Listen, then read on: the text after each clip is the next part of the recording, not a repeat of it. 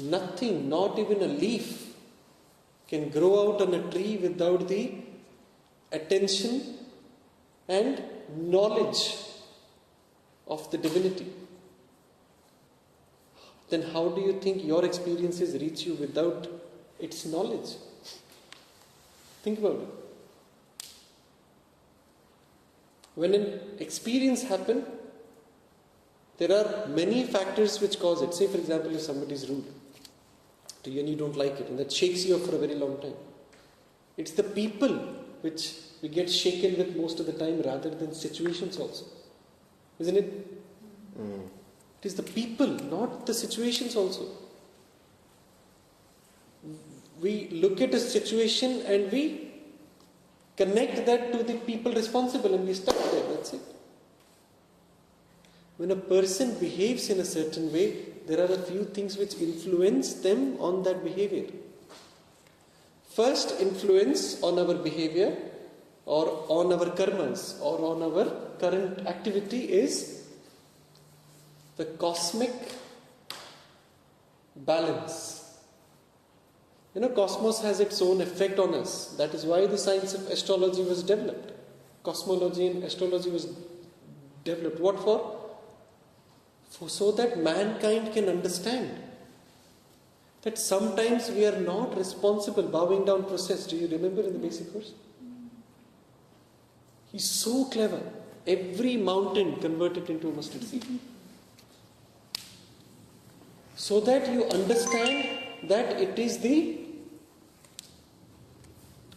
sometimes the cosmos which has certain vibrations, which has certain effects because of its movements, that affect us, and then when it affects us, we experience different things in life. Say for example, in Indian Vedic astrology, we say Shani. Shani is Saturn. When Shani is very heavy, closer to your planetary positions, when Shani, you're affected by the Shani planet, Saturn, then it brings a lot of pain. And when you have pain, you simply look at the effect. Oh, I'm painful, I'm dying, I am this, I am that, my money is lost, job is lost, this has happened, that has happened. Pain comes from all these things, no? You lose money, you lose respect, you lose all these things, create pain. Whenever you are painful, know first that there are higher reasons for which are causing this. It's just not me. There is something else in air which is causing this. First is cosmos. That is why in ancient days people used to keep track of where their stars are, which planet is close to them, which planet is influencing their birth star in which month. You know why? Because if you go to an astrologer and you say to him, I'm losing my job, I'm not saving any money, there's so much of expenses happening in my house, or I'm not having good relationship, you know what they will tell you immediately? They will link the planet which is affecting you at that time. What happens to you at that time? You immediately relax. Oh, okay. So it's not me, huh? Oh, because of this grand scheme of things, I'm being affected. So what can I do?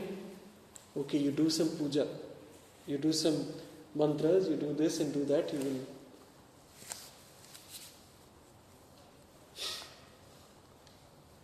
We don't need that. We have a living Guru. Just that remembrance effectively. And of course, if necessary, perform some pujas for that particular god or whatever. Fine. This whole science is so big. You can go on and on about this cosmology itself for the next 5-6 hours. How the planets affect each of us at different times of the year, different times of the day. So cosmos is the first source of our actions. Cosmos has an influence on our actions. And if it has influence on our actions, it certainly has influence on others' actions too. So you accept people and situations as they are, because there is something above them which is also affecting, influencing them to do certain things which not may be their own choice. Judas, he loved Jesus. He never wanted to betray him. He didn't have a choice.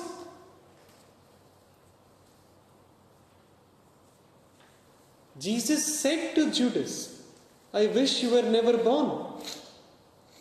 Not because he didn't like him and because he knew that he's going to betray him. Because he was in pain that, oh my God, because of this grand scheme of things, his consciousness has to go through this and suffer the pain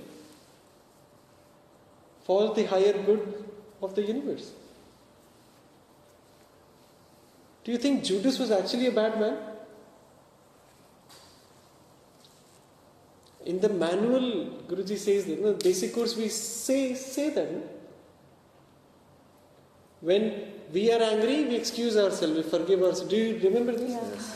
But when others are angry, do we still see the same way? We see intentions in other people's mistake. Look, it's a cosmology. It's a whole cosmos which is governed by a mind. And it has its influence and in your actions. Sometimes you are in an interview or somewhere, you are so well prepared, but you will say the wrong thing, just one word. And that's it. Thank you very much. It was lovely to meet you. Do you see this? And you come out of it, you think, why the hell did I say this? How did it come out of my mouth? I've not even thought about it even once. The effect of cosmos. Look at the cause always. When your attention is in the cause, the effect will have no bearing on your consciousness and it will not touch your enthusiasm. Do you see what I'm saying? Second is influence of companionship. When you're in the right company, you think the right things, you do the right things, you've done the Guru Puja, you're talking so much knowledge, you're doing bhajans, doing this, doing that. You go home, you meet anyone, you still will be in the same space. Isn't it? And if somebody comes back from a bar, from a club with loud music and all that, as soon as they come home, they will switch on the tape and burst loud music again. Did they really want to listen to the music at home? They've carried the influence of the space and companionship with them to another space. That is what is propelling the actions through their consciousness. Do you see what I'm saying? I'll share with you a very good experience. I shared with you this yesterday or day. A very deep experience I'll share with you. This is what made me understand don't say intentions behind other people's mistakes. Because teachers, we are sometimes, Guruji puts us through experience to understand the knowledge deeply.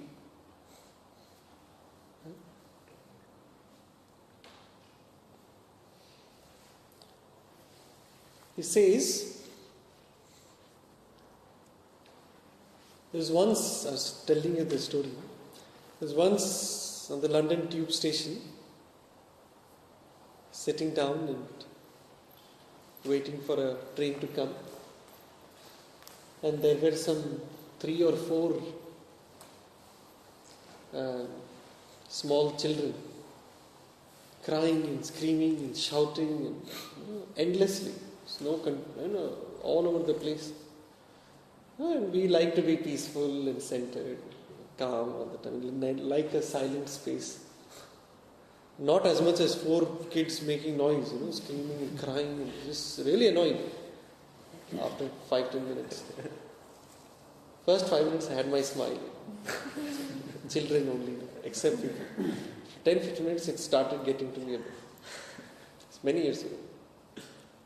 Then I looked at that child. Looked at all of them. Crying and all over crying. And after some time, I couldn't take it. And I told that man who was with the 4 kids. I looked at him and said, Excuse me, sir, but can you not control your children a bit? They're crying so much and making so much of nuisance. And he turned around, looked at me, paused for a few seconds. He looked at me with a very serious face and said, I would love you to tell me, how do you want me to convince these kids to calm down when they've just buried their mother in the grave and come back?